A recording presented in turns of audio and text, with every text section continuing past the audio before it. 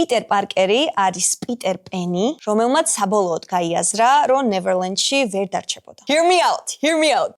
პიტერ პენი და პიტერ პარკერი ქალაქის თავზე დაფრინავენ. ყოველდღიურობის წესებს გაურბიან და ისეთ სამყაროში ცხოვრობენ, სადაც ბავშვური ფანტაზია რეალობად იქცევა. მაგრამ ნიუ-იორკის κουინსის სამეზობლოში ნებისმიერ გადადგმულ ნაბიჯს თავისი საფასური აქვს. იდეალური გამოსავალი უბრალოდ არ არსებობს. No Way Home-ის დასაწყისშიც ხედავთ, როგორ ვაჭრობს პიტერი რეალობასთან. მას უნდა უნივერსიტეტიც, მეგობრებიც, სიყვარულით, საიდუმლო იდენტობაც და ზრდასრულობა. ეს არის იმის გაცნობიერება, რომ უნდა აირჩიო, რისთვის იბრძოლებ, რას გაუშვებ, რომელ შედეგებზე აიღებ პასუხისმგებლობას. No Way Home-ის დასასრულს პიტერი აღარ ირჩევს იმას, რაც ცხოვრებას შეუმსუბუქებს. ისევ აგრძელებს პატარა ადამიანების დახმარებას. მაშინაც კი, როცა აღარავინ არ იცის მის შესახებ და ვერც ვერავინ ეტყვის მადლობას. პიტერ პენის სუპერძალა ისაა, რომ ის არ იზრდება. ხოლო პიტერ პარკერის გმირობა იმაშია, რომ ბოლოს მაინც იზრდება.